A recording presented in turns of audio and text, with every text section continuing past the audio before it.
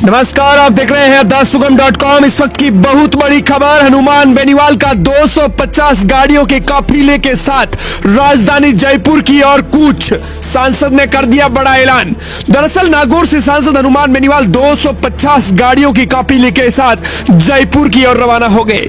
सांसद अपने समर्थकों के साथ हाईवे और रेलवे ट्रैक जाम करने निकले थे। हाईवे पर पहुंचने से पहले काफिला जयपुर की तरफ मुड़ गया, प्रशासन देखता रह गया। आइए नजर डालते हैं पूरी रिपोर्ट कार्ड पर, लेकिन उससे पहले अगर आप भी हनुमान बेनीवाल के पक्के और अच्छे फैन हैं तो दोस्तों सबसे पहले इस वीडियो को जितना हो सके उतना दबाकर शेयर कर दीजिए।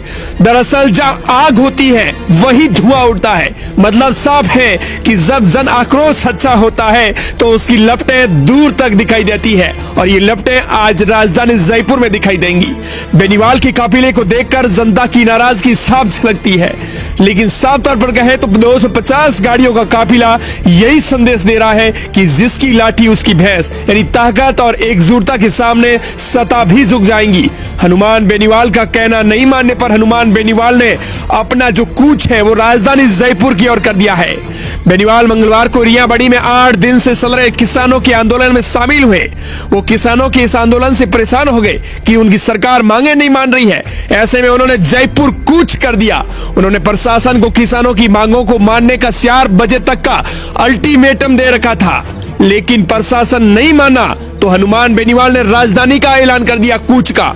सुनवाई नहीं होने पर 11 किलोमीटर तक NH 59 नागौर अजमेर हाईवे की ओर निकल पड़े हैं। प्रशासन ने पांडुकला में ही हाईवे पर बैरिकेडिंग कर रखी थी। मौके पर भारी पुलिस थी। यह देखते हुए सांसद हनुमान बेनीवाल का काफिला राजधानी जयपुर की ओर मुड़ गया। इससे पहले बेनीवाल ने यह भी कहा कि बजरी माफिया को तो मैंने इलाज कर दिया, लेकिन जनता ने RLP का इलाज कर दिया, वोट नहीं दिया। ये किया था पिछली बार राजस्थान की जनता ने। अगर समय रहते वोट डालती और आज मेरे 5 या 7 10 विधायक होते तो मुख्यमंत्री भजनलाल शर्मा या राज्यपाल के अभिभाषण की इतनी हिम्मत नहीं होती कि मैं उस अभिभाषण को फाड़ कर फेंक देता, जैसा मैंने पहले 11 बार भी किया है। बेनीवाल ने रैली शुरू होने से पहले युवाओं को हिदायत भी दी, कहा मेरे से आगे निकलने की कोशिश न करें, बुजुर्ग पीछे चलेंगे और युवा आगे चलेंगे। उन्होंने कहा कि कलेक्टर अधिकारी कमरों में छिप रहे हैं, बार बार पेशाब करने जा रहे हैं, लेकिन ये सब बंद हो जाएंगे। हनुमान बेनीवाल ने कहा कि अब सरकार को ये मांगे हैं वो माननी पड़ेंगी। इन 6 मांगों पर सरकार के खिलाफ हनुमान बेनीवाल महापड़ाव कर रहे हैं। बजरी माफियाओं के खिलाफ सख्त कार्रवाई की मांग कर रहे हैं। मुद्दा एकदम बिल्कुल सटीक है, लेकिन सरकार मानने को तैयार नहीं है। यानी साफ तौर पर कहें तो सरकार ये चाहती है कि बजरी माफियाओं के खिलाफ सख्त कार्रवाई न हो और अवैध खनन पर रोक लगे नहीं।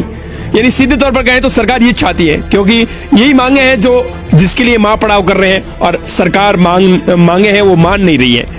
दूसरी मांग ये है कि किसानों के बकाया बीमा क्लेम का तत्काल भुगतान करने को कह रहे हैं, लेकिन सरकार चाहती है कि किसानों को बकाया बीमा क्लेम का भुगतान नहीं करें।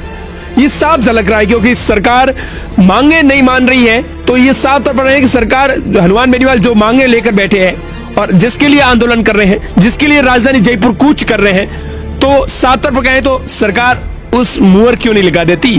यानी साफ तौर पर कहें तो किसानों के लिए सरकार बनी ही नहीं है।